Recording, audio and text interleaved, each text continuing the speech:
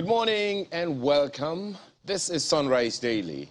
I'm Ayo Makinde. Well, it's a beautiful Tuesday morning here in Lagos, Nigeria's commercial capital. I'm Kayode Okikelu. Good morning from Abuja.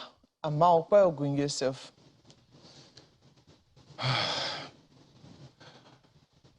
Great to see you, Mark. Well, this morning we're starting off with the health sector. And it's a sector that we all are familiar with. One time or the other, we've had to maybe visit the hospital, try to get some medication. On doctor's prescription, by the way, not self-medicating and all that. But that's a sector we're all used to. At one time or the other, we've had to visit. And some revelations yesterday from the enemy. Well, it was shocking, but we all knew this was a reality, actually. But putting a figure to it was perhaps what helped to drive that point home. And according to the NMA president at an event which was organized yesterday to take a look at the issues in the health sector, it was said that over 9,000 medical doctors of Nigerian origin left the shores of this country in search of the proverbial greener pastures in countries like Canada, of course, USA, and the United Kingdom. And that's just in the space of 2 years. So 9,000 medical doctors leaving the shores of this country in the space of 2 years to these countries. And there are other countries, by the way, but we're focusing on these three.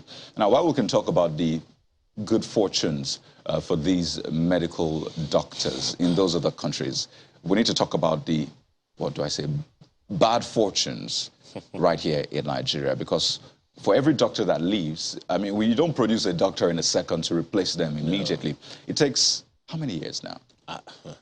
Let's subtract ASU strike. First of all, come on. Okay. There's first of all the academic years, then there is the practice. Exactly. And all of that. So imagine that we've had to lose 9,000 over 2 years. That's how many days now? 600 or 700 days. We lost 9,000 doctors. We always say this about calling for a state of emergency in different sectors. I don't know what we would call for the health sector. I was in a hospital recently, a state hospital, and the things I saw left so much to be desired. At the emergency section of the hospital, patients are actually being attended to by just one doctor. Okay, and I mean different patients with emergency the emergency situation. And you know how delicate these things can be. Imagine one doctor having to attend to someone who's got, severe ulcer, someone who's just been involved in an accident, someone who's in severe pains, just one doctor having to run around. I saw the doctor setting a line just outside the emergency center, asking someone, please hold it for me. Then he eventually got something to hang it upon, and the person was just lying on a chair. Another person comes, and he had to attend to about, I think, 6 or more people just at the same time. And that for me was sad, because I imagine that government should be paying attention to these things. Yes, we've heard before that we have enough. I mean, we're good with that. They can keep going. In fact, they even remit. Another side of this conversation is that they remit Forex right back home. So it's a win-win, some would tell you, but there is a situation back home. It's a state of emergency, even more. And we need to find a way to handle this. From time to time, whenever we talk about brain drain, I reference that didn't just start in this republic. It didn't just start yesterday. Do a simple Google search, and the first search, first on the list of your search will probably be Wikipedia's brain drain in Nigeria. And this is what you will find. Of course, it is debatable, but then I don't know how many people will be able to debate it. Brain drain from Nigeria is the exodus of middle-class and highly skilled Nigerians, which has been occurring in waves since the late 80s to early 1990s. The trend was initially restricted to certain professions. Now, which was these certain professions? By mid-80s, the background says, medical teachers started leaving for the West and the Middle East. So start with our education sector, according to that one. Medical teachers. Oh, medical teachers. In other words, consultants. Oh, right. And all of them, in that. So this didn't just start. And if you go further down, the number one on the list will still be medical doctors have identified poor working conditions and low remunerations as reasons for emigrating to nations with better working environment, remuneration, opportunities for career progression, and overall improved quality of life. So this didn't just start yesterday. And it's not that we didn't know. Yes, we can argue that the mid-80s into the late 80s, into the early 90s were years of military rule. Agreed. But we have since moved on. Since 1999 until now, we have been in a democracy. Is that we didn't know that these things were happening? You know, I occasionally try to reference some instruments of governance that we have, policies. And if you pick up a copy of Nigeria's health policy now, what are you going to find? First of all, just go and look at the objectives of the policy. And you just ask yourself if this is futuristic. So the brain drain issue that the NMA is talking about isn't new. In fact, you will find out that according to the NMA, from the further reports, you'll find out that we understand that there's about 1 doctor to maybe, is it 5,000 patients? So maybe what I saw was even a good scenario. I mean, 1 to 6. Okay. The NMA was also quoted to have said that Nigeria's ratio of 1 doctor to 5,000 patients falls short of the World Health Organization's recommended ratio of doctors to patients in the country, which should be 1 doctor to 600 patients. So, again, look at the policy. I mean, there is absolutely hardly anything that any government will be able to do without a policy. Look at the policy. And this is just, we're talking about health generally. If we decrypt it to primary, secondary, tertiary, I don't know what the figures will say. Markwe? Well, one thing I want you to also look at, and that information which came out yesterday from the NMA, is the year. So they talked about 9,000 doctors leaving in 2 years, but the years were 2016 to 2018. They haven't given you the statistics of what happened in the year of the pandemic. You know, a colleague and I were making jokes yesterday about how in 2016 and 2018, doctors were going by themselves, maybe writing exams, professional exams, and, you know, looking for visas and traveling out by themselves. By 2020, the countries were bringing planes in the middle of a lockdown where no aircrafts were flying. The countries themselves brought planes to take our doctors away because they had an emergency which they had taken seriously. And we opened our own borders to let in those planes to cart our doctors away. They were even at a point where they were like, don't worry about visas, we'll process it when we get there. That's what was happening. And then we've seen since that time the massive drive, the massive recruitment drive by countries like Saudi Arabia trying to recruit our doctors, not trying, you know, massively recruiting our doctors and taking them out of our country. So I wonder if when our doctors were just trying by themselves, we lost 9,000 to these countries, what did we lose in the year 2020, maybe even 2021? I'm sure that the statistics would even shock us further. And this time around, we saw consultants. When we talk about medical doctors, sometimes, I mean, maybe we're looking at those who are still doing their housemanship, finished their program doing their housemanship, perhaps those who've just finished NYSC. But when your consultants start to leave, when those who ought to be grooming these ones start to leave, when I still remember during, you know, listening to some of the reports that we covered on on the brain drain in the medical sector, in the exam centers. And I remember somebody saying, my professor who taught me came here as well to come and write the exams so that he could leave this country as well. And that was so dampening. I don't know what it would take, to be very honest. I listened to the report yesterday, Dr. Mamora, who is the Minister of State, saying we're not here to trade blames, we're here to find solutions. I sincerely hope that they were able to talk about workable solutions yesterday, something to truly reverse this trend, this ominous trend, because maybe we're yet to grasp fully what it spells for all of us. Especially, look at what happened in the time of Corona. We thought that would have learnt our lessons by now. I don't think that has really translated to what we've seen here thereafter. So let us hope that the lessons will be learned. Let us hope that this statistic will not be something I will just listen to and, you know, pass by like every other statistic. And it's something I will shock us into, you know, doing something conscious and positive about it to reverse the trend. Gentlemen. Talk about the medical practitioners generically, but if you decrypt them to the various sectors, radiographers, pharmacists, dentists, OMB, is it ONG specialists, nurses, the rest of them, nurses, physiotherapists. If you dentists. decrypt it, the figures are most certainly going to be extremely shocking. Now, Mark, I'm as optimistic as you are that we will get a solution. But the question is, what's the plan? As we have referenced this dates back to the 80s.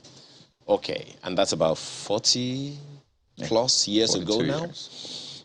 So, in another 40 years, what's our plan to ensure that those figures don't rise or the situation doesn't get worse? Without a plan, there's no strategy. And without no strategy, there's bleakness. But then that's not the only thing in the papers. Let's delve into them and begin with the Guardian newspaper this morning. 1 week after attack, 168 train passengers remain unreachable. That's the lead of the Guardian newspaper this morning. And, of course, keeping an eye on that story, all-important story. Stop playing the ostrich on insecurity, Catholic bishops tell Buhari, and a number of other stories you'll find there. Right above the nameplate, something equally concerning. Concerns as telecoms operators bar 75 million unlinked SIMs. Find the story on page 2. Excuse me. What are the implications of this? The story is there. Beneath the main story of the day, hold FG responsible for ongoing strike. ASU tells Nigerians. Find that story on page 4 of the Guardian newspaper this morning. Oh, let's turn our attention to Nigerian Tribune. Leads with security as well, or insecurity, I should say. 22 villagers feared kidnapped hours after IGP declared Abuja-Kaduna highway safe. What a way to couch this. Bandits kill ex-DIG's son. 3 others injure police officers in Zamfara. Pages 27 and 26. There's this one from Sultan's JNI saying, no moral justification for any government that can't protect citizens. Says, well-orchestrated train attack reprehensible. And speaking of that train attack, there's an update which you find on top of the nameplate saying 60 phone numbers of passengers non-existent. That's from the NRC. 14 missing passengers found alive, 8 dead, it says. So this is a developing story, and you know, I think it's taken its toll, really. Day in, day out, there's the uncertainty about the fate of, you know, those unaccounted for. The ones the villagers feared kidnapped as well, just hours after the IGP declared Abuja-Kaduna highway safe, or that he deployed more men on that one. Just a lot of uncertainty. And well, forgive me for this display of naivety, but I thought we said we had CCTVs in the vehicle. In the train, in the right? coaches, yeah? Is the recording domiciled on the train? Isn't there a back end that we can at least do a manual head count? Have access to that, right? I recall that when we had a conversation with the NRC MD, you were saying that they'll go download the visuals. So, yeah, questions to be asked, actually. There's just one more. I'll take this one. I'm actually spoiled for choice. But suspended Abuja Imam finally sacked. Page 8. That's just below the nameplate. I was seeing another report about whether or not he's gotten another appointment or sort of employment. But page 8 should give you more details on that one. There's sports on the back page as well, but let's leave it there. Of course, there's a learned expressions with Ebunu Adigborua, and the title of today's is Section 84 sub 12, to be or not to be. Let's leave it there for the Nigerian Tribune.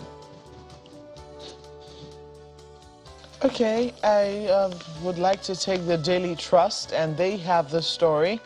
Nigerians spend 67.7% of monthly income on utilities.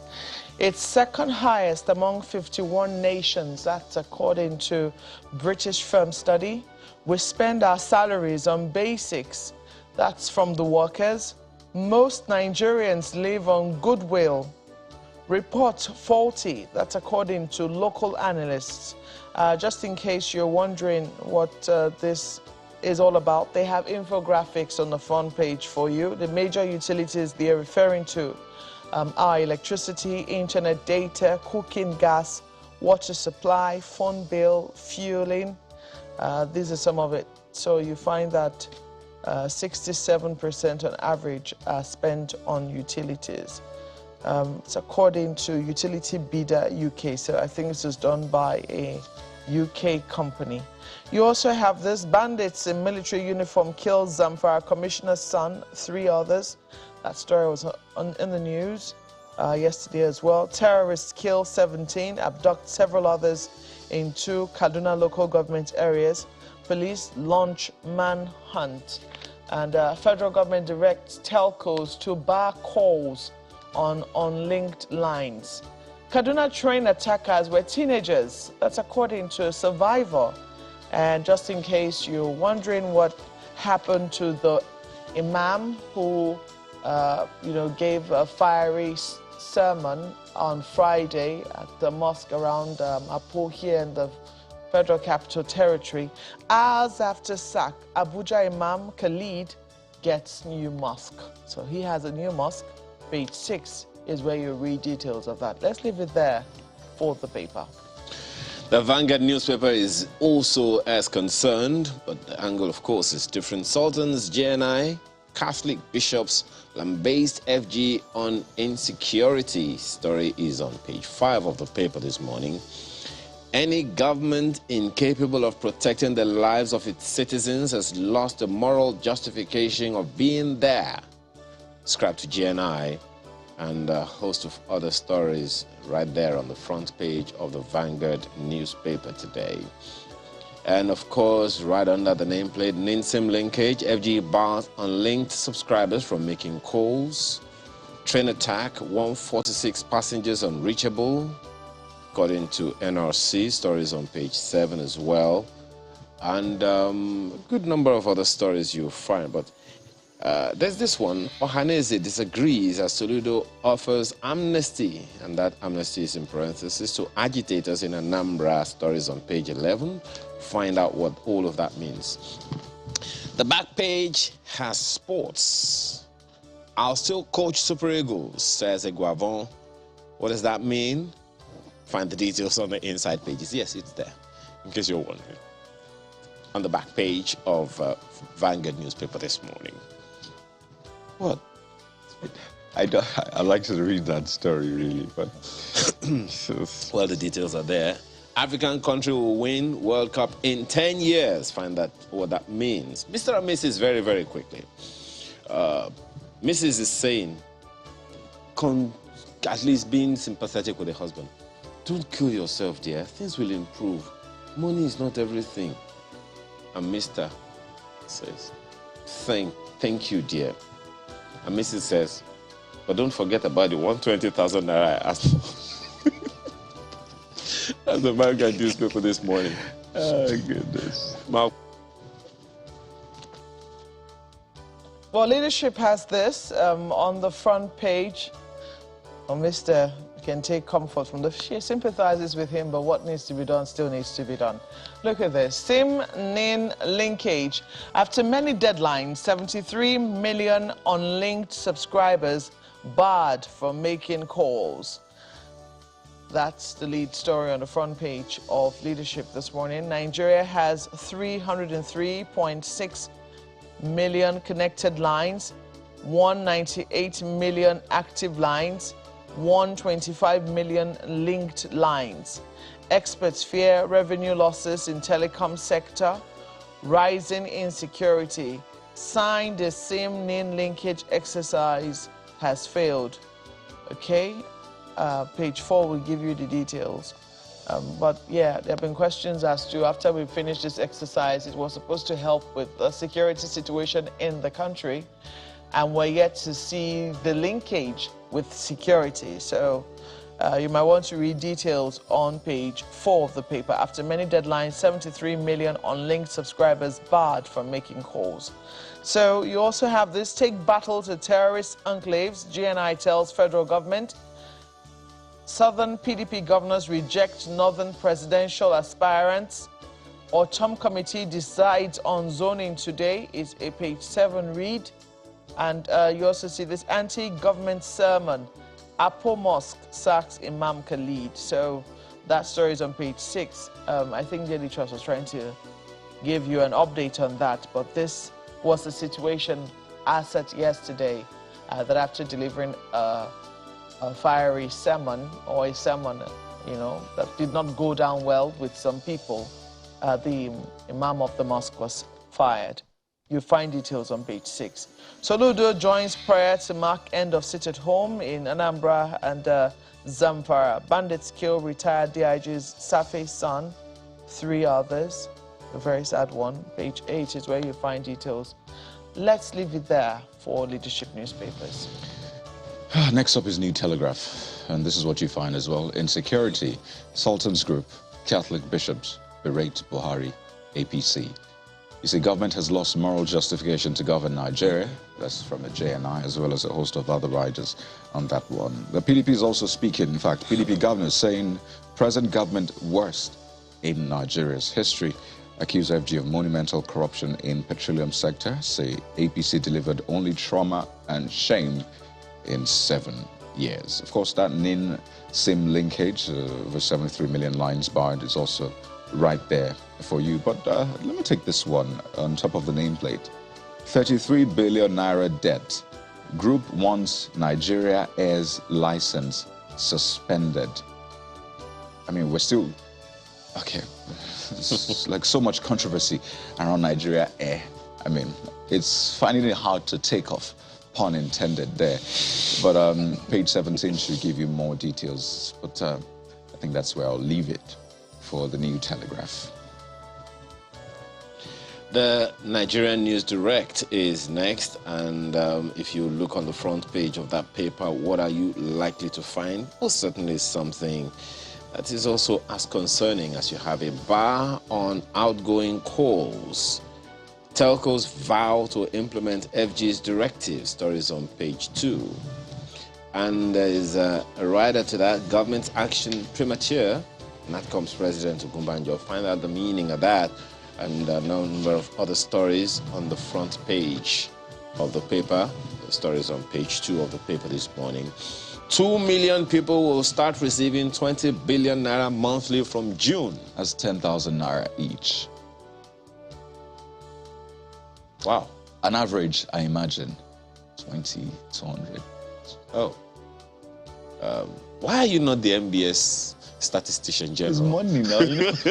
Mrs. said money is not everything. But in the same breath, she asked for some money.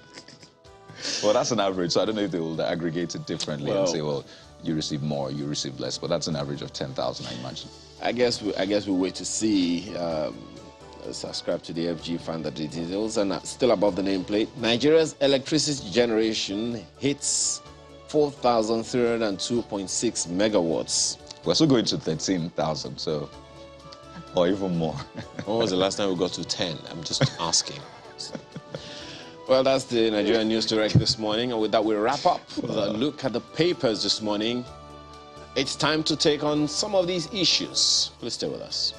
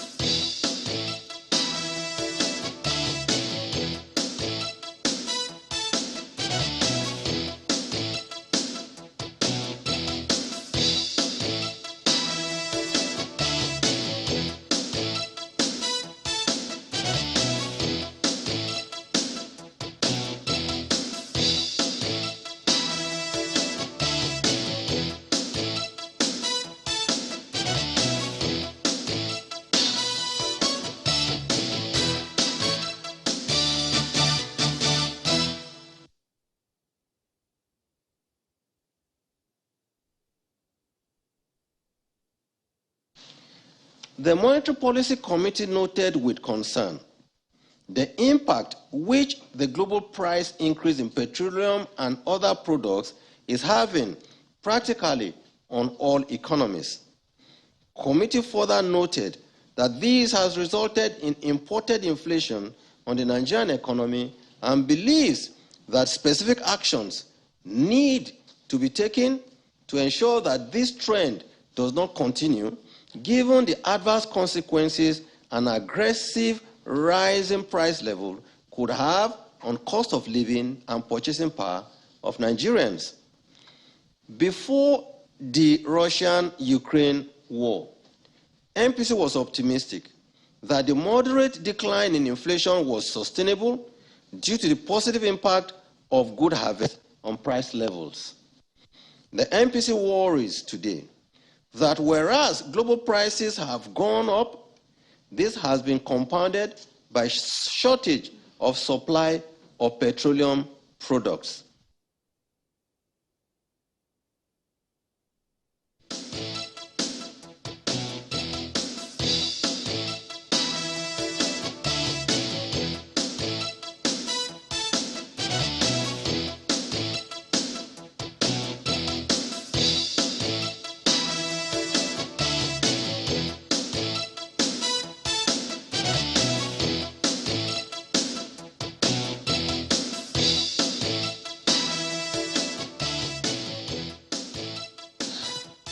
Well, that's precisely what we're talking about this morning. You heard the concerns of the CBN governor there telling you about what their concerns are. And you also have seen quite a few of the front pages, in particular Daily Trust newspapers, talking about how Nigerians spend 67.7% of monthly income on utilities. Some people say those are those fortunate to have jobs and an income to spend as well. But we have some experts in-house this morning to help see how we can bring down the running away rates of inflation and maybe perhaps how Nigerians can cope in this time.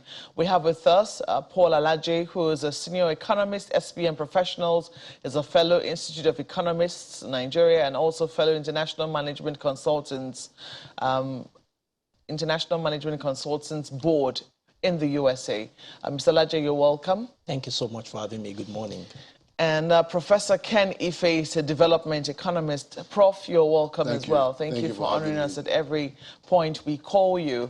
Let me ask you first, when you see a headline that says Nigerians spend 67.7% of monthly income on utilities, by utilities, they spell it out: electricity, internet data, cooking gas, water supply, phone bill, fueling.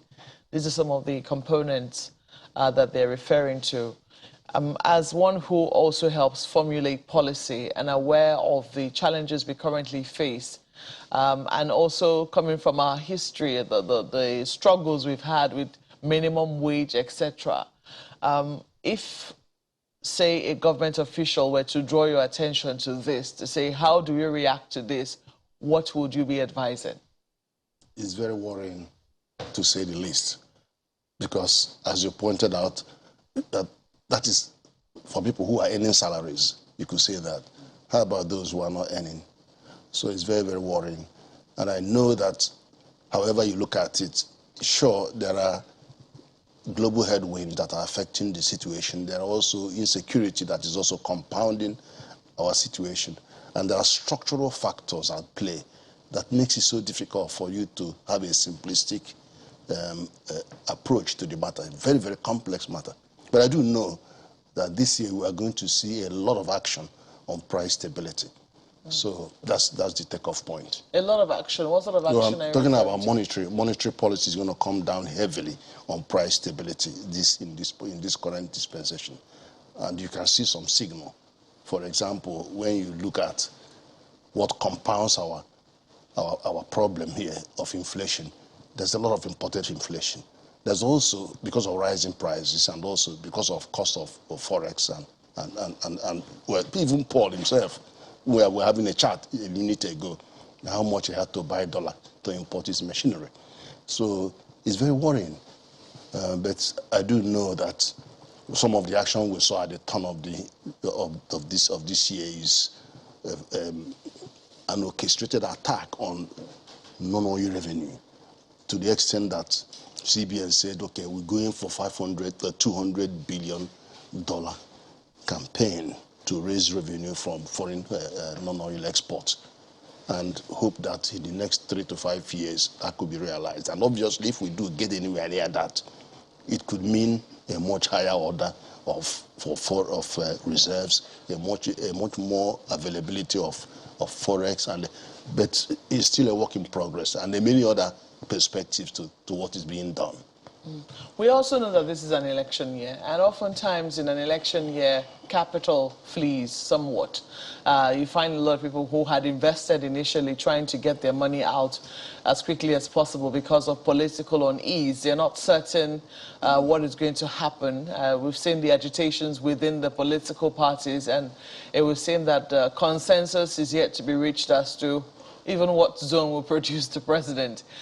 So all of this is also affecting the uncertainty in the market and the economy in general.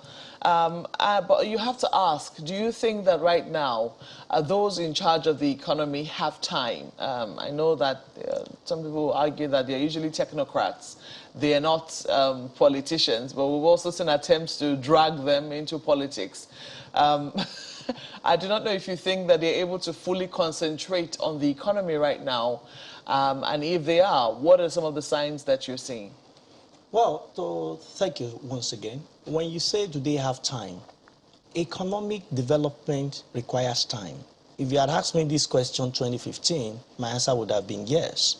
If you asked me the same question 2019, with reference to President Buhari's administration, I would say, well, they have to do a lot more.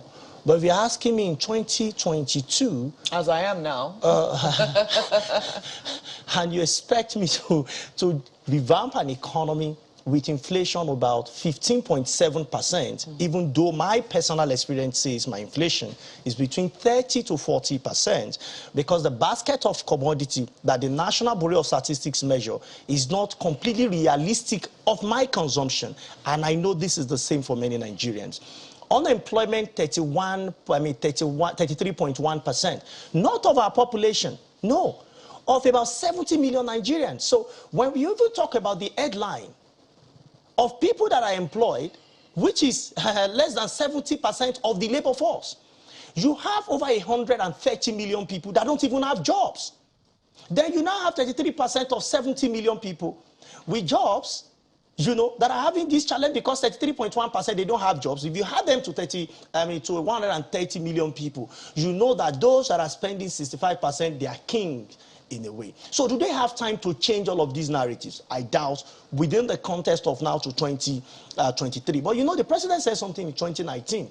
And I remember I was in this studio while he was making the speech. One of your reporter asked me a question that president said he wants to leave 100 million people out of poverty in 2019, June 12 to be specific. That what do I think president should do, you know, to leave people out of poverty, and is there time to do that? And I said yes, right now he could still have some time if his team will work together to ensure we achieve this. So how much of people have we lifted out of poverty? Between 2019, June 12, to 2020, June 12, to 2021, June 12, 2022 is here. How much should we have lifted out of poverty? Recent reports shared by the World Bank is that we might be having over 90 million people living below extreme poverty in 2022. Huge concern. Is there time? I doubt. And I also think that economic think tanks should go beyond administration. It should go beyond politics. If we truly want to move them out of political cycle, National Assembly should come with laws that protect those that are going to be helping us to think, you know, if we have a national development plan, which we do, but how much of implementation of the National Development Plan have we seen on one side? On the second side, different administrations have vision. We have seen Vision 2020, we've seen 7-point agenda, all manner of vision. Now, because all of these are not continuous. The visions that we have are not continuous in nature. So we find it very difficult to hold on to something at the end of the day. Rather, what we get is that the political, I mean, the democratic government will say, oh, military did a lot of battles. Then the second one, so the last administration. And that's what we are having even till now. So I doubt if economic thinkers have enough time between now and 2023 to change Nigeria economy from security concerns, from economic concerns, unemployment concerns, poverty concerns, high inflation, poor exchange rates. I doubt to say that we can do that in a short period of time. I was listening to Mr. Rwani, you know, shortly after the the MPC meeting, and he has a term he likes to use, talking about kicking the can down the road. You know, we just keep kicking the problem until we can kick. I wonder when we'll, you know, what I hope we never get to the point where we can kick it no more. But it would seem that there is, as you said, very little that they can do. So it's a case of keep managing the situation. The question is, until when? Until what? What are we waiting to happen before we either pick up the can and throw it off the road, or, you know, do something about the can, maybe recycle it if we want to? What point do we need to get to for us to decide what we want to do with the can? I don't know, but do you get my meaning? Yeah, I get what you're saying. The thing is, it's all work in progress. There's no magic wand anywhere, because, you see, the single commodity, we're a monocultural economy. This is part of the challenge. We're a monocultural economy. And it will take some fine time to diversify the particular source of forex that enters into price stability equation. But on the other side, on the domestic front, the economy is actually well diversified, because if you look at the economy on the domestic side, oil is only 7.549%. 92.5% is non-oil. And then if you look at the non-oil, you will see manufacturing sector kicking at over 10%. You see trade 16%. You see ICT 15%. So you see some diversification in the economy. But we could do more. We could do more, especially at the level of value addition, because we have so much challenges on primary production. And we can come to that, which is why we are struggling to tame inflation, because we are feeding 300 million people, not 200. All the surrounding Francophone countries are depending on Nigeria. And the funny thing is that because of the price differential of our foreign exchange, they are seeing it cheaper to them by about 60%. So they're haggling for the food. And you're going to compete with somebody who is at the frontier or the north, where the food is coming from, and they're taking it. But if you're going to compete with somebody who has to pay another 100,000 to move 1 ton of grain from Kano to Lagos. And so it's very, very difficult situation. So, but that doesn't mean that it's intractable. And what is important is that we are working on it. We have noticed that we have gone to primary producers and actually decisively addressed the last mile. The last mile is the man who actually puts the plant into who actually produces the food. We've seen how we have concentrated resources to them, to the point that 4.8 million of them have actually got money without collateral. We've seen how we have struggling to rebalance the import of grains like rice and all of that. Is no longer what it was in 2014. Now we are coming up. You can see light at the end of the tunnel. So and then we orchestrated attack now on wheat, because wheat is compounded by this Ukraine, Russia. They are the people supplying the wheat, and now we have more challenges. So all of these are saying something to us that we shouldn't lose hope. Yeah, someone would say that, you know, even for the agri ministers that saw that, you know, wheat could become a problem for us in future and try to wean us off wheat. Our taste for wheat. I mean, remember cassava bread, and I know. and the attempt by Mr. Additional to try, and who's now with the AFDB, to try and introduce cassava bread, or, you know, substitute wheat with cassava flour. It didn't seem to work. So it would seem that we also carry a certain part of this blame.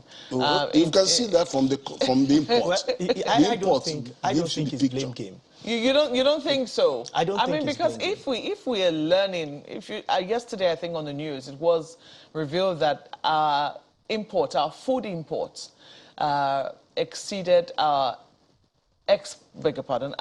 food imports exceeded our exports by over 2 trillion naira. Yeah. Food imports, what we consume. So we have to ask, really. And I think that this is also up to women, as it was International Women's Month last month. You know, what exactly are in our kitchens? What are on our tables? What are we serving? What is exactly, maybe restaurants as well, what exactly is constituting this 2.3 trillion, which we are importing? What can we do to, because this is some of the questions. Do you think that government has been able to break it down to the level where we understand that some of the choices that we make as individuals, it could be inadvertent. It could be that we don't even understand how all of this affects the general economy. But do you think that we should break it down to that level? It's important that we break it down to that level. Now, when you look at what we produce, they are raw and crude. We consume a lot of things that are processed. Even though you as an individual, I may not consume, you may not consume. But the truth is, go to our restaurants, go to hotels, go to supermarkets, go to big malls. You see a lot of things that are processed that are not made in Nigeria. What is the limitation? We've seen a lot of industrialists in Nigeria that have ventured into such production. You see, South Korea, China, Indonesia, these are countries that share some attributes with Nigeria at a time. They also practice some of the policies Nigeria is attempting now, and they all failed. One of the policies, let's share money to the people. You've heard Minister of Humanitarian Affairs said, we are going to be sharing average of 22 million Nigeria we collect X, Y, Z. Let me ask you, I'm sorry to ask you as the person that should be asking me a question. We've been sharing money for a long time. What has been the impact on growth, on inflation, on poverty, on unemployment? Has there been a time with all this money sharing, we have lifted at least 10 million people out of poverty? So why do we continue to do the same thing, expecting that someday we will get a different result? Meanwhile, we have people with modular refineries that we could put that money in their hands as facility, as loans, and ask them to pay back in 5 or 10 years. We have not lost anything. What we have done is that we would have saved our reserve because of pressure on it. That's one. Two, we would have also made some quantity of PMS available, including gas, in Nigeria. That may take 3 years, it may take 4 years, it may take 5 years. But that is when the light you are looking for will come. You see, the challenge is, for our economy, we want to do the first thing last, hoping that God will do it for us. What is the first thing? Factory first.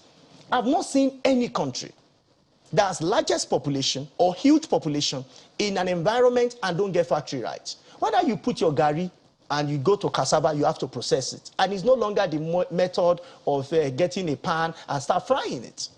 Food in the farm cannot be consumed in our mouth directly. He spoke about grain, fantastic, but you need factory to process paddy into finished rice, either as white rice or brown rice.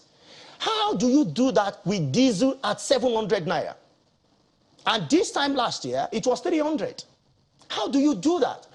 In Nigeria, no gunshots. Russia did not shoot a gun, bullets to Nigeria. But Nigeria is bearing the brunt. Why? Because what we have in abundance, we refuse to refine it.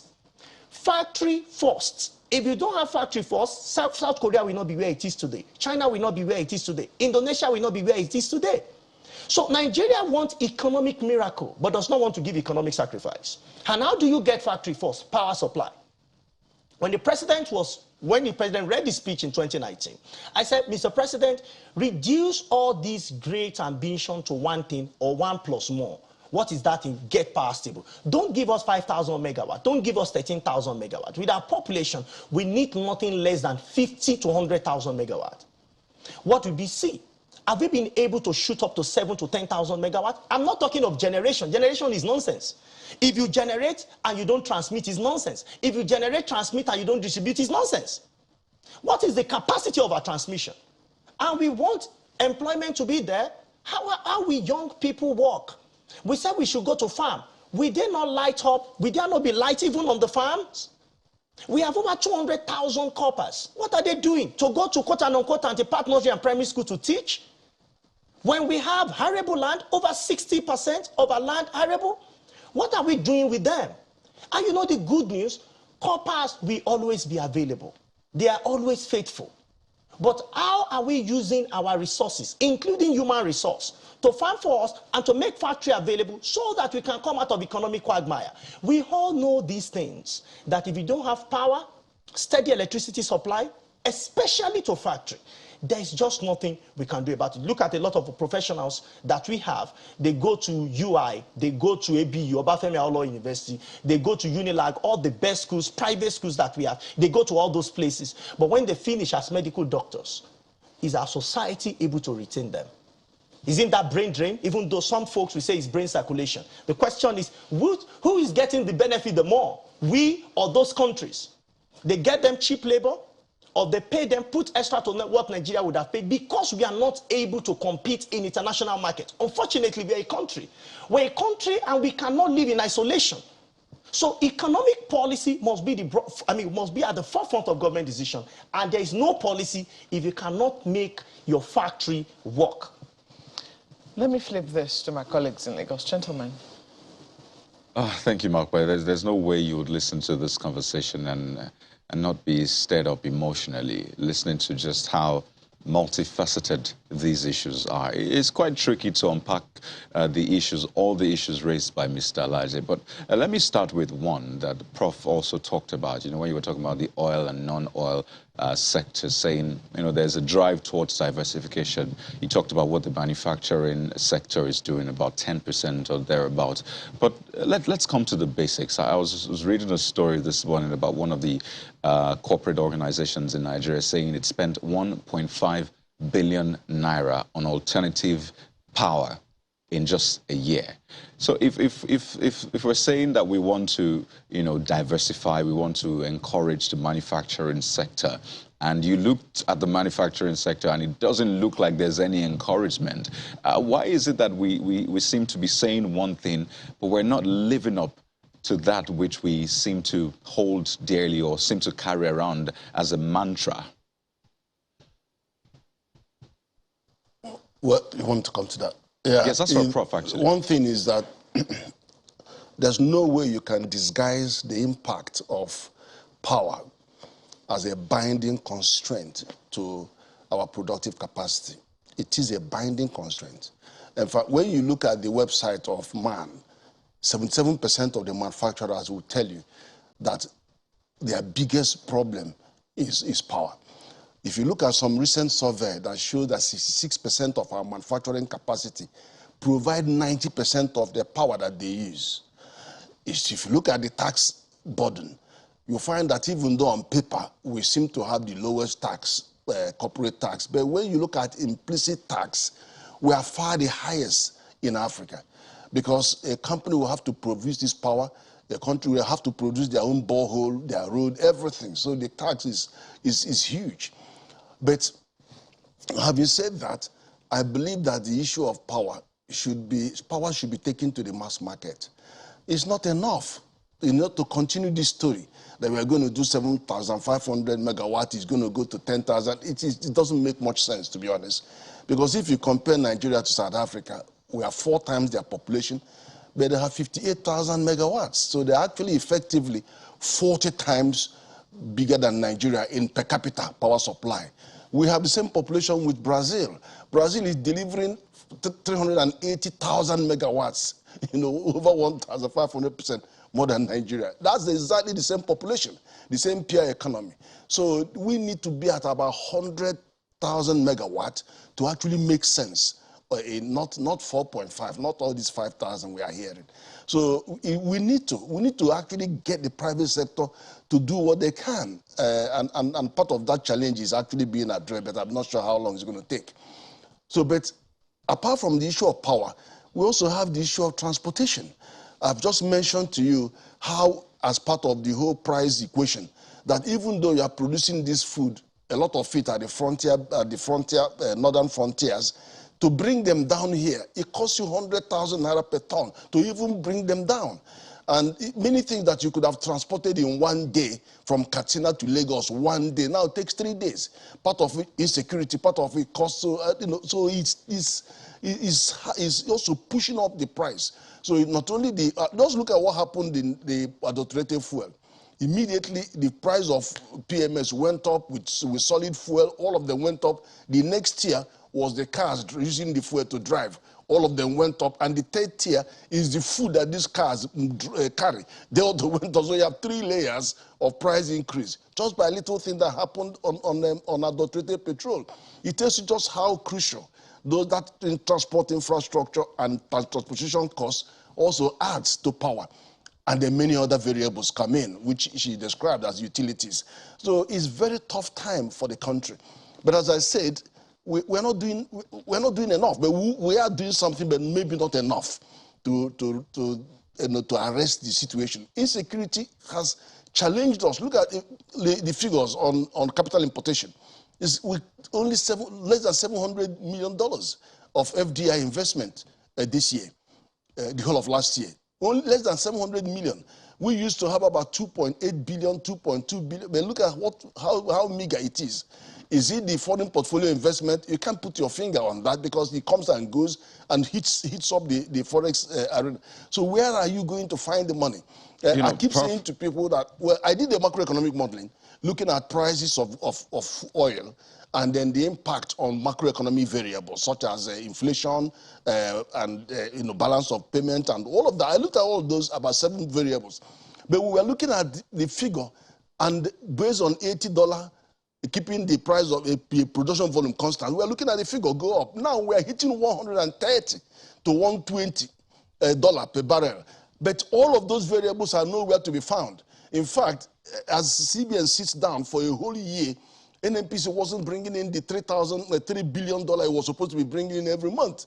And when you're not getting that into the pot, how can you have accretion to the reserve? How can you have excess crude? How can you have all just the parameters a quick follow-up because they are doing swap. They are doing crude swap with the people who are refining the products. Right. So a quick issue I want to raise. Pardon me, Prof. Talking about the FDIs and all of that, it's quite ironic because day in, day out, you see foreigners troop into the country, setting up, is it factories and all of that here and there. In fact, even right here, you've seen Dangote, investing largely at the Lekki free zone and all of that. So it's quite curious. Perhaps that's a conversation we need to have about foreign investment, how it looks like it's lucrative, but on paper, it doesn't say it is lucrative. But I know how many factories I see coming up here and there, owned by foreigners. But I want to quickly take you back to something you said in your opening comment. You said there's been a targeted attack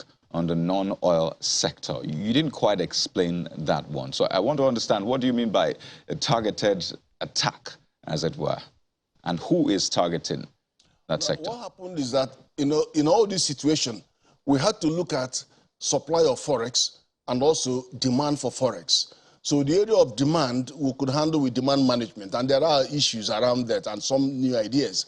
But on the supply of forex, the time was ripe for the country to actually look at how do we seriously increase our forex supply. We can see that we can't hold on FDI. If foreign portfolio is not coming in as much as we expected, the oil that was giving us over 70%, I've just explained to you how it's not even going into the CBN and within the coffer, so we can't even see it. It's now going on a direct swap, a crude swap, so we can't even see the money.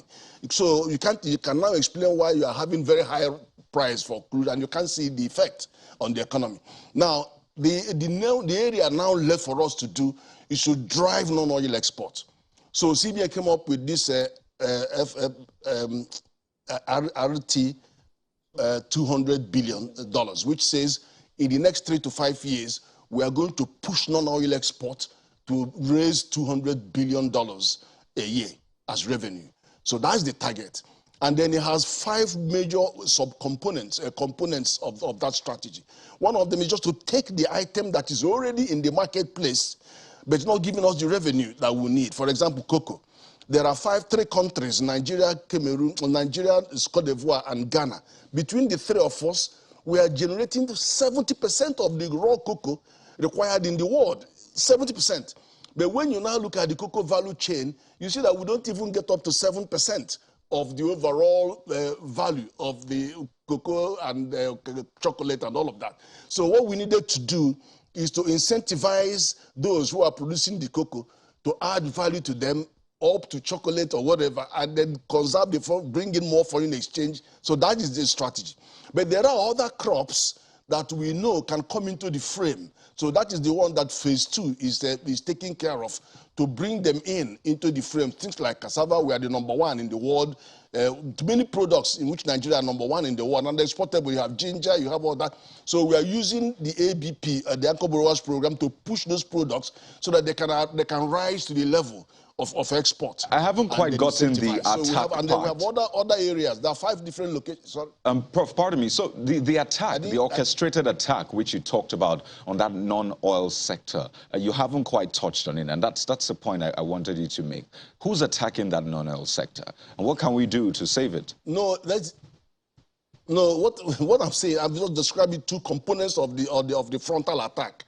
So it's orchestrated by the central bank, and we have series of incentives, a lot of incentives, even repatriating the money you earn from exporting the material is incentivized. You get as much as $65 naira per dollar coming into the coffers. So it's all graduated and calibrated so that you can get more people, because the whole thing about private sector is incentive. Private sector responds to incentives. So these incentives are one, whatever money, in fact, I didn't even mention the one that comes before this. We have 100 for 100 PPP, which addresses the first problem. The first problem we have, challenge, is that 80% of the manufacturing capacity we have in this country are dependent on imported raw materials. So when you keep seeing the rising cost of raw materials, and part of it is going to the industry. So we cannot say we're going to starve these industries of foreign exchange because they are not using our raw material. No.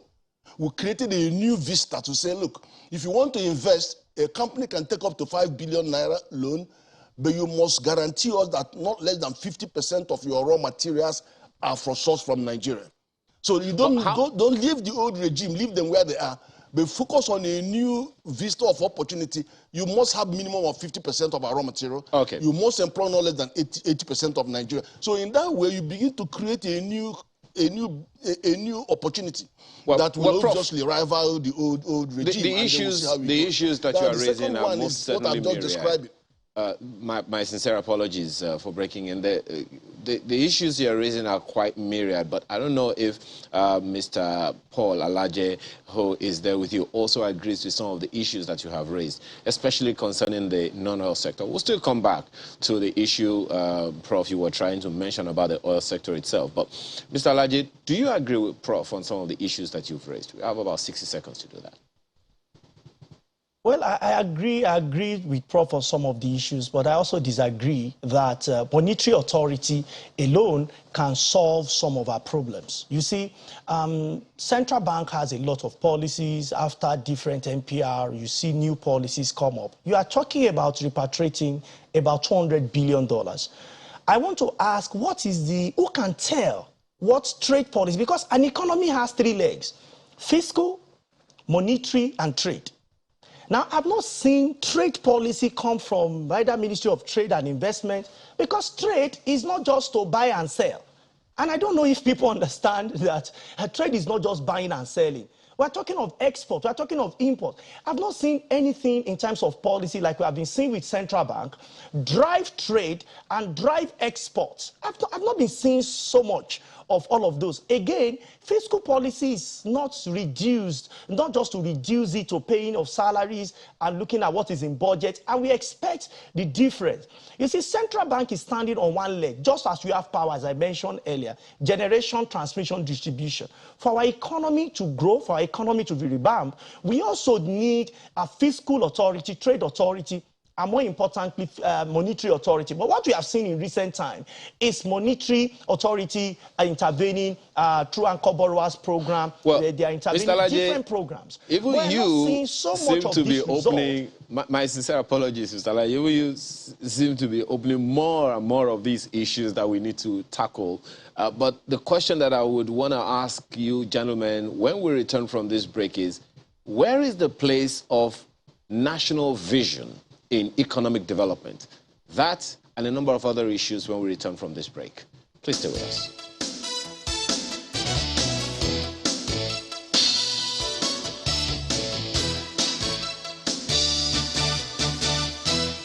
thank you for staying with us. Well, Mr. Laje, you were talking about the three legs on which an economy should stand: fiscal, monetary, and trade.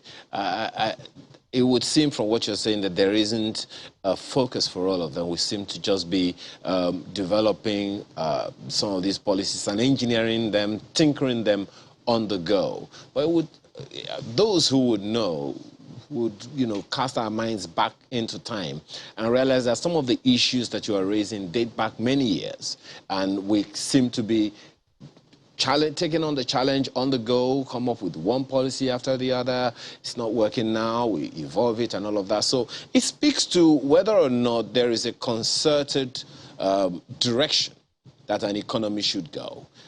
Economies such as the UAE decided that we don't have an economy, let's create one.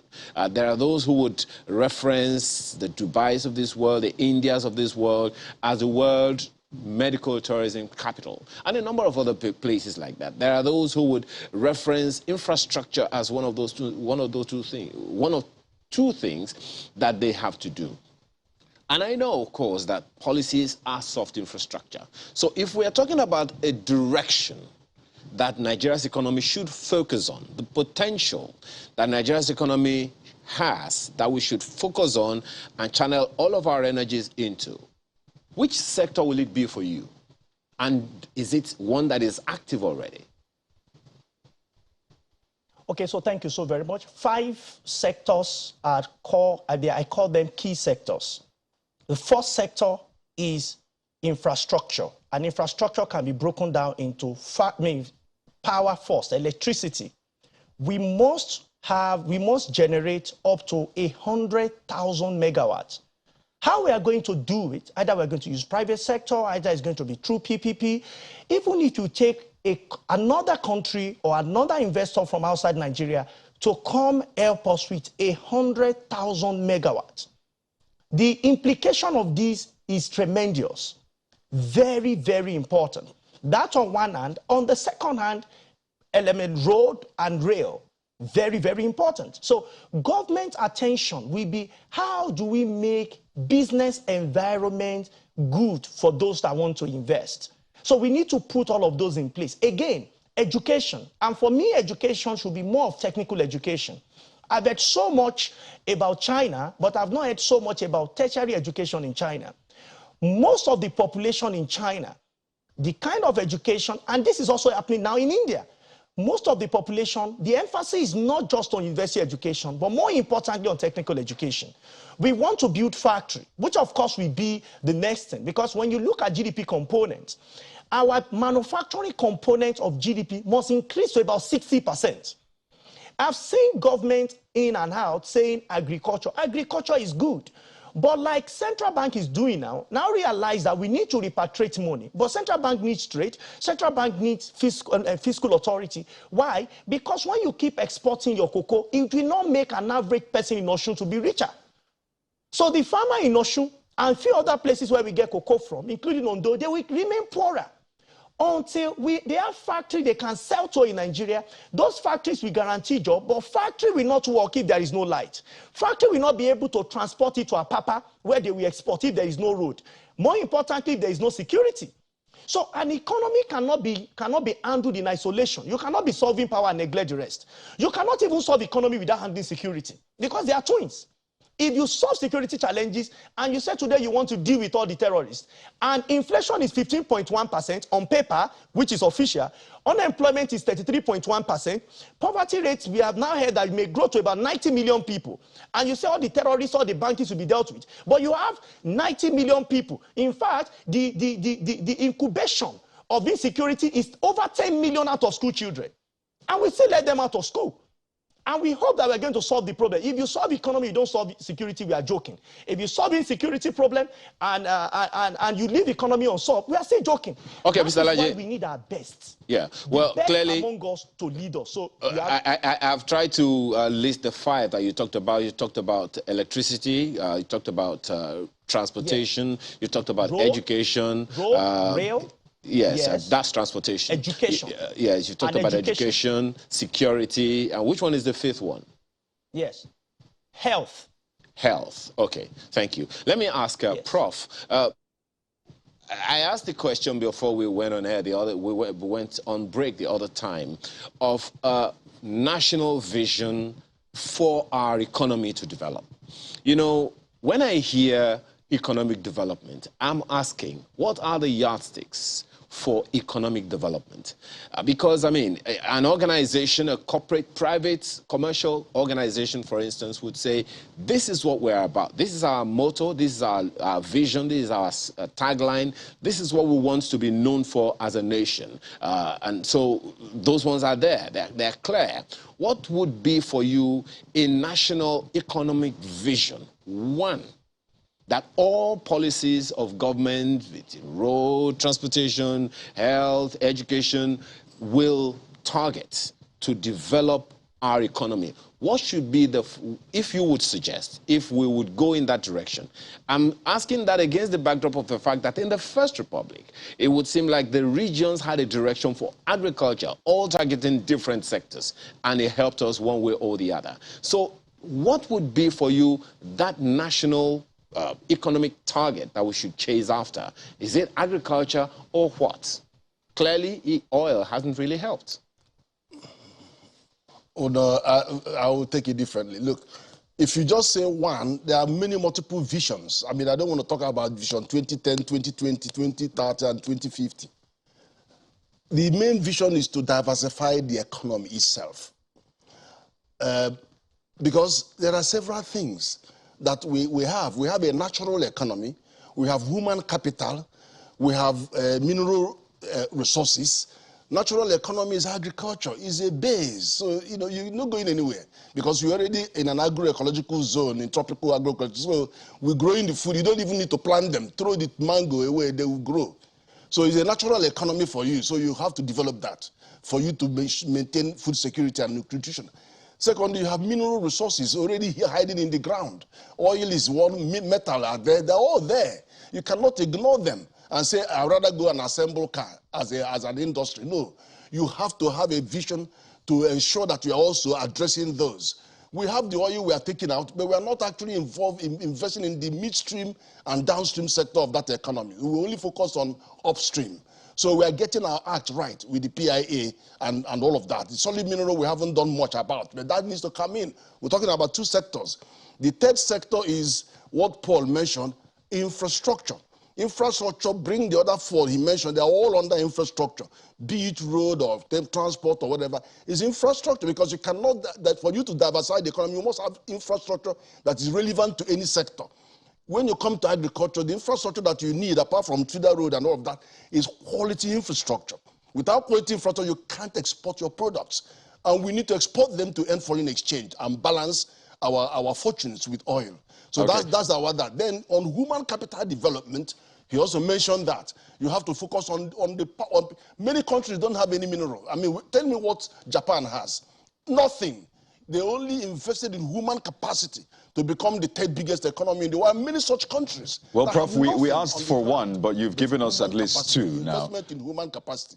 Right, we asked for one, but you've given us at least two, quite generous. But I'll just quickly ask this before I toss it back to Abuja. And I'm going to try to compress, I think, Mark West's question or the comment she made about, you know, kicking the can down the road. Because, I mean, we have talked about the what we need to do, the kind of vision, the sectors we need to focus on. But we've had, at least under this administration, we can talk about the nation as a whole, but we've had at least 6, 7 years to tinker with a lot of ideas and policies. And I'll take it back to the question, why have we not been able to achieve at least considerable growth? Why does it seem as though we keep kicking the can down the road? When are we going to pick it up and maybe, as Mark West said, toss it into the can, recycle it, or do something valuable with it? Why have we not been able to achieve considerable growth?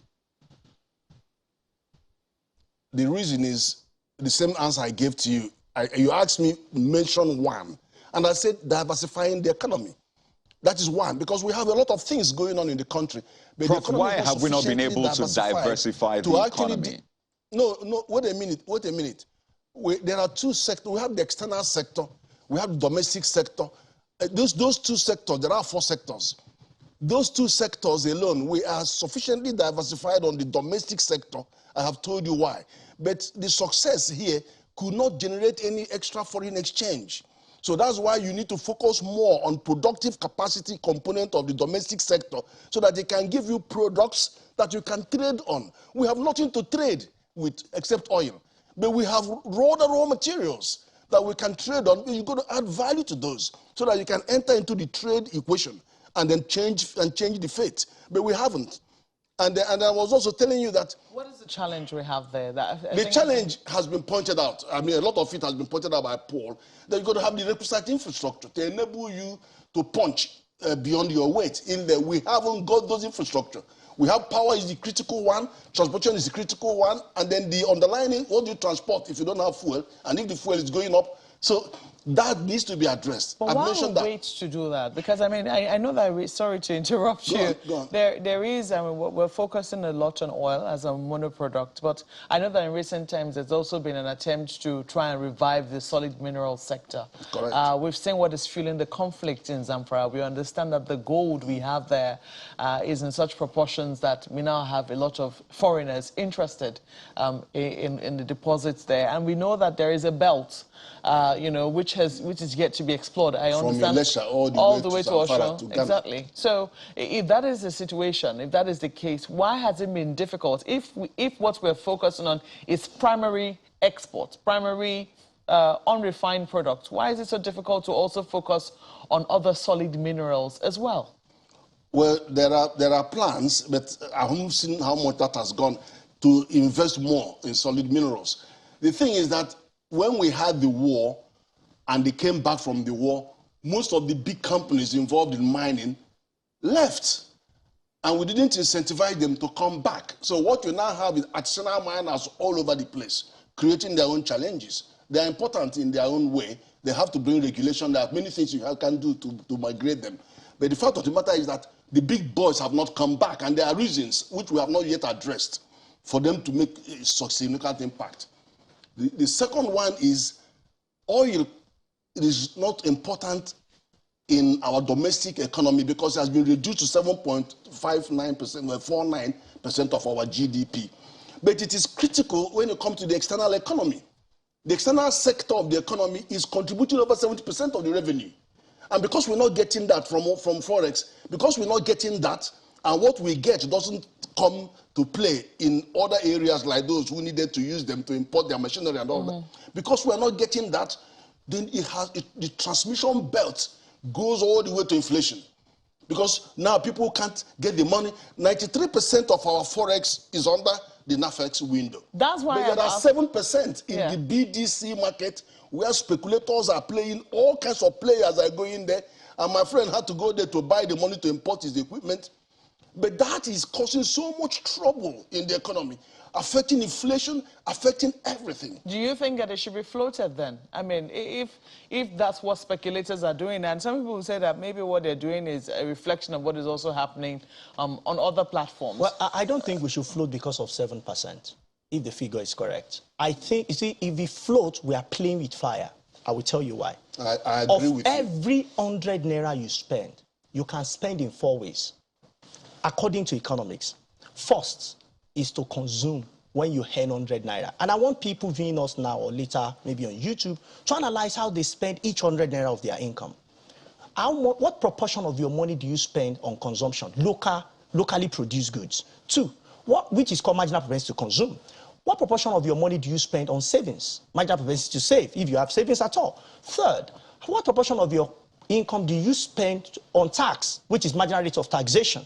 And lastly, what proportion of your income do you spend on imported commodities, which is marginal propensity to import? And let's assess ourselves, from my tie to my suit, to what we put on, to the TV that people are using in their homes now to watch us, you know, to the shoes that we wear, to so many things that we have in our country. Where do they come from? So when you float, we are a country that wants Anthony Joshua to fight Mr. Macaroni in a boxing context. And then for those that don't know Mr. Macaroni, he's a comedian. You know, you want the two of them to fight. You want Nigeria to fight with the rest of the world's economy by not producing so much. Because the component of our production... Who is the Macaroni and who is the Anthony Joshua? Anthony Joshua is a boxer. So I know. In this instance, who will be the Anthony So Nigeria is Mr. Macaroni. Because look, we don't have the capacity to compete. And it's economics. It is just the truth from the analysis of your marginal propensity to import. What do we have? We consume virtually everything. You can look at the recent report of our trade report. What proportion of our import, what proportion is our export? You see, economic is not magic. If you don't fix, now we talk about how do we revamp all of this. You will do practically nothing without power. You will do practically nothing without factory. Look at our young people, even so-called bandits. What is their age bracket? Are they 60s or 70s or 80s? Most of these people are young. You need factory to work. Nigerians are going abroad to work. Where? Wash dishes. And those that work in factory, they work in. We have energy. I've heard Nigerians are lazy, but they are strong. You know, my favorite book says that he that does not, that cannot refine what he catch in a game is lazy. So if you go to the farm or to the bush to catch your game, but you cannot roast it, you are lazy.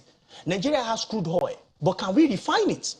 And if we don't refine it, what is the implication? Pressure on foreign reserve. Exchange will get devaluated. We applied for USD from the central bank for days, for months. For days and for months, no allocation. Where do we get it? And we need equipment to come to Nigeria because our suppliers were writing us. Because of global pressure, they are going to increase the price. Where are we going to get it? Not because you want to spend on consumption, you want to buy pizza, but we want to buy equipment that are now in Nigeria. So how much do you expect us to sell the product when we now get paddy and we refine the food? And how much will we sell? Will we sell it at official rate? That exactly is the problem.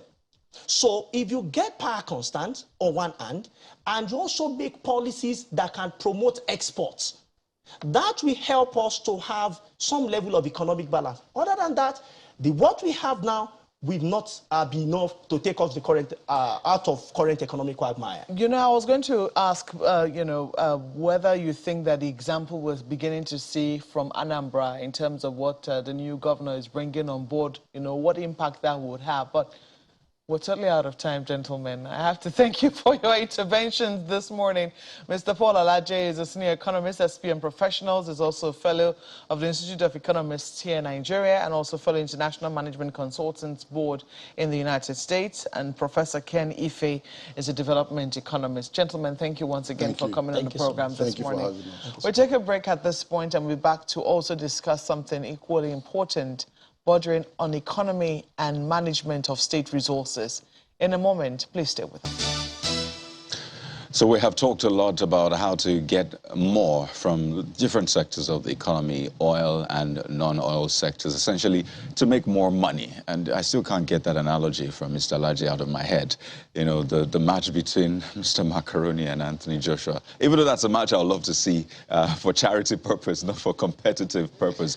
But, more importantly, in this conversation around the economy, getting more revenue is the conversation about the management and utilization of these funds. Yes, we're not making as much as we ought to make, with the vast amount of resources we have, but how are we using the one we currently make, the revenue we currently generate and earn? And we're focusing this morning on sub-nationals. I'm talking about states. Just recently, a certain report was released. That's a sub-national audit efficacy index report, where states across the federation were rated according to how effectively they managed that audit question. And this morning, we're taking a look at it. So if you have a state you're interested in, which I imagine you are, then you need to pay attention to this conversation. To do that with us this morning, we're joined in our studio by Mr. Olusegun Elemo, who is Executive Director, Paradigm Leadership Support Initiative, PLSI. They championed this particular report. Good morning and thank you for joining us. Thank you for having me. We also have joining us virtually Mr. Abdulsman Aliyu, who's Auditor General, Bauchi State. He's also Chairman, Body of Federal and State Auditors General. Joins us virtually this morning. Good morning and thank you for joining us as well. We'll come to you in a moment, Mr. Aliyu, but let's start with you, Mr. Elemo. So, Subnational Audit Efficacy Index 2021. I know this is a realm that you're always interested in, the Auditor General's report, but this is for subnationals. Let's start off with this very important question. Why do we need to know what's happening with subnationals in terms of the management and utilization of public funds? Well, thank you for the question. Well, I would say that much attention has been focused on the center for a long time. Everybody is asking what the president is doing, what ministers are doing, what our federal appointees are doing, what senators are doing, and House of Rep members. And very little question, or none at all, is asked at subnational level, at states and local government. Whereas when you look at the federal account allocation, committee sharing formula, I mean, you know that the federal government has just a little above 50% or thereabout, and the rest goes to subnational. So in that regard, we need to as well look at how governors and how, not just governors, I mean, I think basically how institutions of governance are operating at subnational level, and whether they are delivering on their mandate to promoting accountability, fostering transparency, ensuring good governance, and accelerating development. Who should be asking those questions? I think citizens, really, because they are the governed, and citizens, stakeholders generally, whether the private sector or citizens generally, should be asking those questions from those who govern them. And those who will govern them are not necessarily those who have been elected or appointed, but also those in civil service. Well, the question then would be how, but we'll come to that. Mr. Usman, you also, as my colleague introduced you, are the chairman of Body of Federal and State Auditors General. One curious question. You heard my colleague say I'm like an Auditor General's champion on this program. So one question that I would love to find out from you is, why is it difficult for ministries, departments, and agencies to listen to Auditor Generals? I speak about that against the backdrop of the Auditor General's report that we only hear these are the people that are supposed to answer questions, and they don't answer over and over the years.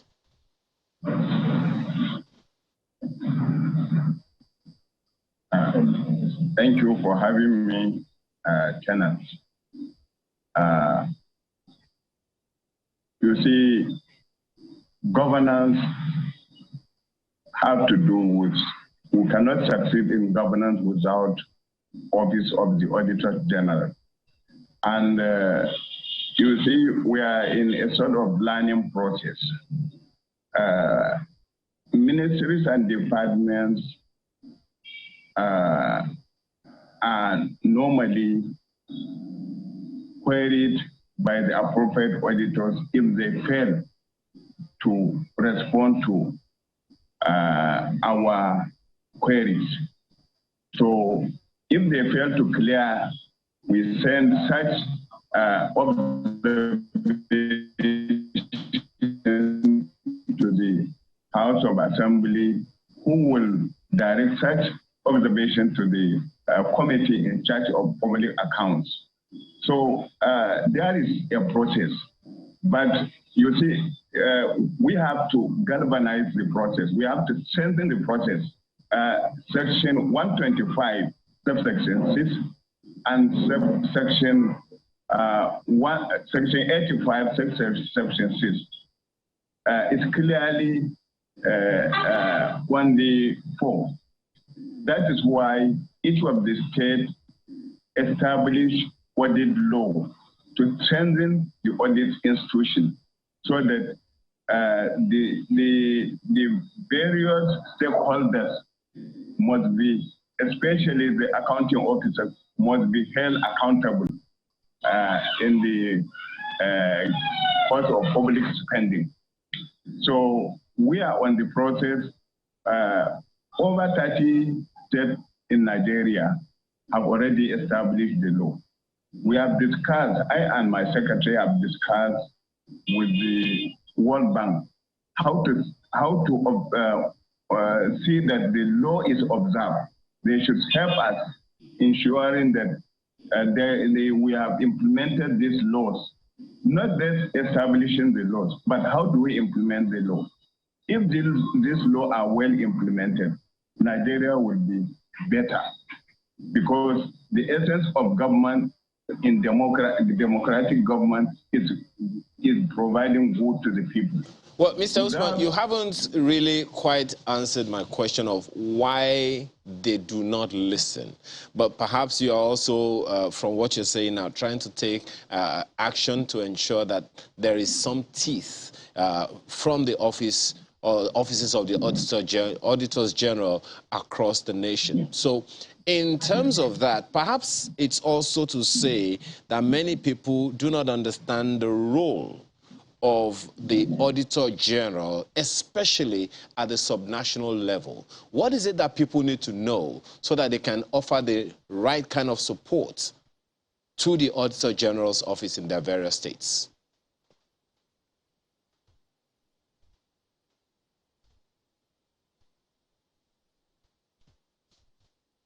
Can you hear me, Mr. Usman? Okay, well, we'll get back to him, but that question needs to be, answered. Well, you are not an auditor, but at least you have been in this space. I also know that you are championing a law to stand alone, sort of, to give some level of autonomy to the Auditor General. How far with that, and how is that going to help this process? Well, okay, so I think it's to say that we need to separate what's happening from the federal, with what's happening from states. We've been advocating for a federal audit law for many years now. The laws have been sent to different presidents, and they've refused to assent. And that goes to show the potency of audit instruments. Now, going back to the subnational, like what Mr. Aliyu said, is that we need to strengthen audit institutions at subnational, and it's very, very important because that's the foremost accountability institution. And that is perhaps, not just perhaps, I think definitely, the only accountability institutions recognized in the Constitution. He mentioned Section 125 as it relates to subnational audits. And then, of course, Section 85 as it relates to federal audit. But if institutions of democratic institutions at subnational level don't function effectively, you can't even have an audit system that then demands or ensures accountability. And consequently, before we go to those, consequently, the championing of this report, absolutely. Right? Okay, so tell us the modalities. Most certainly the states that are indicted are not going to find it funny. Well, indicted in quotes now. So what is the modalities, and why should we consider it something believable? Well, let me first say that the objective of the report is not even in any way to embarrass states. I think it's more of trying to assist state governments, looking at where gaps are in terms of public finance management practices, and then help to strengthen those areas, fill those gaps, and then by extension, accelerate development. I think that's the primary objective of this report. But in looking at the methodology and the scoring criteria, is that to also mention that we published the Subnational Audit Efficacy Index 2020 on 10th May 2021, last year. And that was benchmarked against the 2019 financial year. And we looked at, I think, about just two indices. We looked at audit legal framework, but we did not even go in depth as this. And then we also looked at, whether states are publishing the required audit documents. Those were the two parameters that we assessed last time. And then many states performed very well. I mean, and then because we're just starting it, we needed to encourage states to participate in it. But for the 2021 index, we look at 6 scoring criteria. For the 2020 financial year? For the 2020 financial year now. Yeah, we looked at 6 scoring criteria. And then 6 of those, we looked at the audit legal framework. And that's also mentioned, touch on what Mr. Aliyu said, that many of the states have now passed their laws. And that was after we published the SAE Index 2020. So we looked at the audit legal framework. We looked at audit mandate. We looked at type of audit document produced and published for 2020 financial year. We looked at type of audit conducted in 2020. And then we looked at citizens' participation in the audit process, as well as role of public account committees Those were the 6 scoring parameters that we used. And I think the natural question is, what did you find? What was most instructive, remarkable for you? I see that part of the things you found is just, interestingly, right here, that only 11 out of 36 states assessed conducted either compliance or performance audit on public expenditure in 2020. 11 out of 36, that's Absolutely. less than half. Absolutely. Only 11. And many people may not, see, this thing sounds a little bit technical sometimes when you say compliance audit, performance audit. What does that even mean? What compliance audit means is that the auditors are assessing government institutions, government agencies, whether their operations within that financial year have conformed to regulatory provisions and laws that set them up. There's no institution of government that just sprang up. There was a law, maybe an act of parliament, maybe a provision of the constitution that set it up. And whoever is running that institutions must run it in conformity with the laws that set it up. And that's the whole essence of compliance audit. So in carrying out activities of that institutions, you must comply with those laws. Only 11 states in Nigeria, carried out that assessment to ensure that, institutions of government comply with the laws that set them up. Just to break this down further, I mean, a lot of people are maybe listening to this for the first time. Yes, you know the Auditor General's report. I'm sure you have like a compendium of them. I mean, you know this well, but because I know that citizen participation is a big part of this year's study. Break this down further. So an institution of government, can you give an example? What is expected of that institution in terms of compliance audits? What does the law say? You might not be specific, but what does the law say they have to do? How do they flout that particular law? So I would give you an instance from the federal. Say, for instance, the Niger Delta Development Commission. It's a statutory agency set up by an act of parliament. So in awarding contracts, for instance, there are financial regulations and procurement laws that you must observe. And when you don't observe those laws and ensure that the bidding process, the award process, and the execution process, and everything, maybe the evaluation and all of that, conforms with that law, then it's a red flag. There is high tendency that there will be corruption in between. There is high tendency that there will be loss of public funds. Let me get this right. A law sets up an institution, an agency, whatever, and it's expected that whoever heads that agency or institution, or whoever is in the management body of that institution, has an idea at least of what the law says. Absolutely. And I mean, they have, I don't want to say they have auditors, but they have people in charge of their finances, yes, who should know these things. Yeah. Perhaps the person even has, the right kind of the educational qualification. So these are things they know, right? So you're saying that these same people that are meant to uphold the minimum standards of the law are the ones dropping the ball. Absolutely. By the way, I changed my mind. You can be specific. You can speak to specifics, either state or institution. Well, I wouldn't want to touch on specifics. And the reason is because the reports are out there. And anybody can pick it up. So in terms of specifics, yes, we can go in terms of in some certain areas, but not maybe in award of contract or things like that. But it's to say that they have accountants within those institutions. They have internal auditors that should ensure conformity to laws, whether financial regulations or procurement laws. But I think by and large is that when there is no penalty for bad behavior, then people continue in that But trend. the laws stipulate punishment, I imagine. Absolutely. But I think that's the whole essence of why the auditors need to do the work that they need to do, because ordinarily, you see, audit report itself should serve as raw material for anti-corruption agencies to be able to do their work more effectively, more efficiently. But when auditors are not even, for instance, I mean, how do you explain the fact that only 11 states conducted compliance and performance audits on public projects and government programs in 2020.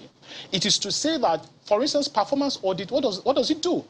It assesses the efficiency, the effectiveness, and the economy of public spending on government programs and projects. So, for instance, when a road is constructed in your community and then it breaks down 3 months after, I think we should blame the auditor. Interestingly, Mr.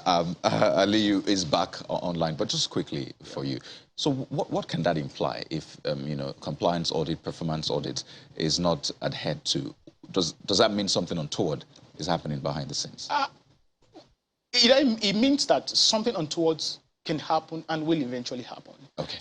Let me take this to Mr. Aliyu.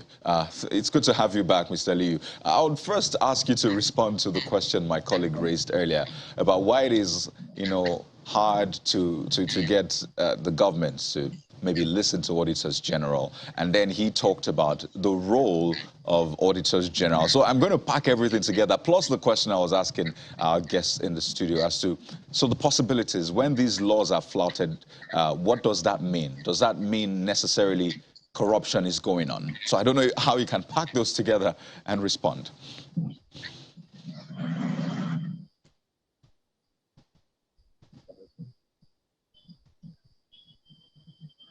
Mr. Aliyu, can you hear me? We seem to be. Can you hear me?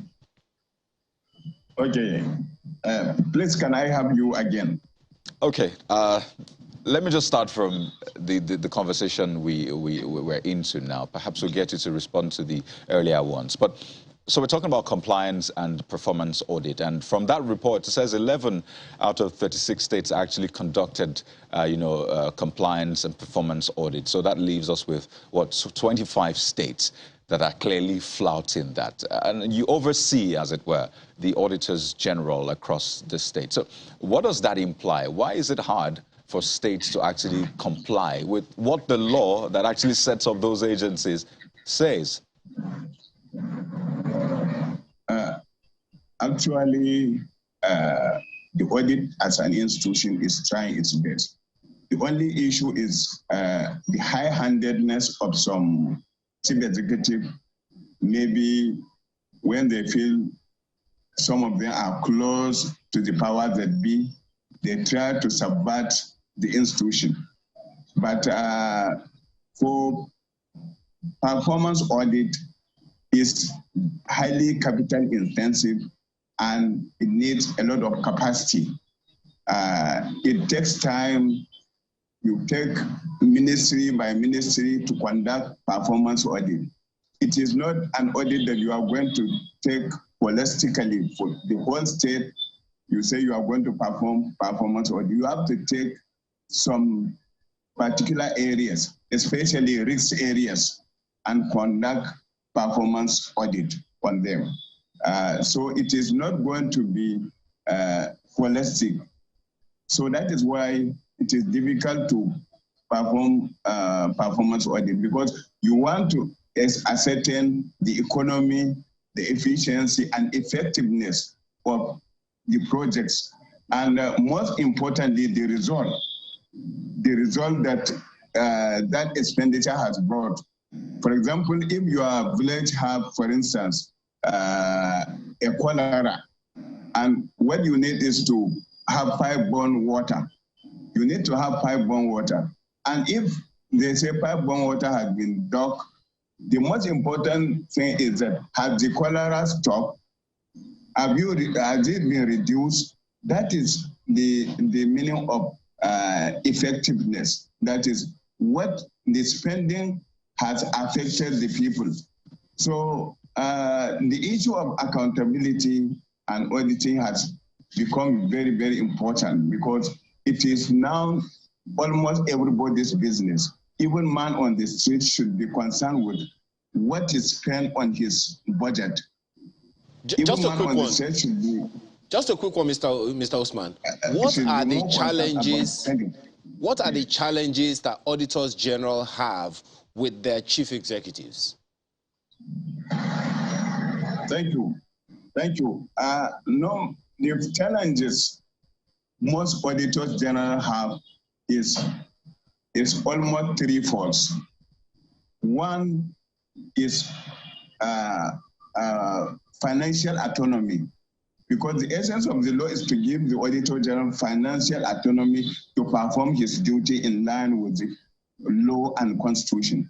But most of the Auditor General will be looking for even 500,000 in their office, they cannot get. So it is very difficult for you to work without finance. That is why the law is established. The second is the issue of administrative autonomy. Administrative autonomy means that you have to appoint, promote, and discipline your people in line with your tests. But you find out that some staff are sent to audit because they are not needed elsewhere. So they will just move to audit institution because some institutions don't need them. So you see, you need a best person, one of the best and competent person in the audit to be able to carry out the job. So these are some of the problems the audit institution is facing. That is the regulatory problem, which border on financial, administrative, and operational autonomy. So if we are able to get all this one, I believe that each Auditor General Office will function as expected in the Constitution. Okay, let me come to you, Mr. Elemo. Let's speak to the document directly now. The SAE ranking, you call it subnational audit efficacy, ranking for 2021. This is what you will find from the bottom up now. You'll find that the 39th position, that's what you have right there. The 36th position, at 39%, forgive me. You have Benue State, and then you have Lagos. One would have thought, Lagos wouldn't come that low. What are some of the findings that shocked you? It's one of the things we discovered, really. After we did the last assessment, like I said, we tried, it was sort of spoon-feeding states, just to say, okay, let's lower the standard. But we had even mentioned at that time that we're going to expand our methodology. You're coming for war next time. No, certainly, we told them. And to say again that this whole exercise, we interacted with all auditors general in all the 36 states, all accountant generals, all public account committees chairman in all the 36 states, and 3 civil society each in each state of the federation. So there is not one auditor general today or accountant general or chairman of public account committee in any state of the federation that can say boldly that we did not interact or we did not engage in this process. Now, one of the things we saw is that, for instance, Lagos State, I don't know if any Lagosian has seen the audit law for Lagos State, but it's not in public domain. I understand that the governor signed the law in 2019, but why is it not out there? Why aren't citizens able to access that law? You see, because if you don't have access to the law and the provisions of the law, you don't have the instrument to hold public officials accountable. Again, is that Lagos State, the audit report for Lagos State is not in public domain. You see, people make a mistake. And what is the implication of that? The implication is that citizens cannot ask questions. And I will tell you, see, people make mistake between the audited financial statement and audit reports. These are 2 separate documents produced by the same institution, which is the institution, the audit institution, but they contain 2 distinct content. How are they distinct? The audited financial statements are just quantitative data.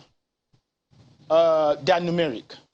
So you have the figures, how much was the budget, how much was this, how much was spent, and all of that. Those are the things you get there in the audited financial statement. And you don't even get them in details. But in the audit report, you have notes, you have report of the auditors against the spending. And whether those spendings, like I said, have complied with relevant provisions of the law, and who has flouted what, and whether funds have not been accounted for, and what institution needs to do what in recovering funds from those that have not accounted for funds. Okay. Well, I'm sorry, Ricardo. We're running out of time, but we need to come up with at least some closure, so to speak. It is expected that maybe some states may want to react to some of the issues that we have raised, so we'll be waiting for that. But in terms of moving forward and helping the process to be better, what are some of the recommendations that you would need? Because ultimately, it is about development. We began this program today talking about improving the process. And you also, referenced the fact that we most of the time centralize the conversations. Absolutely.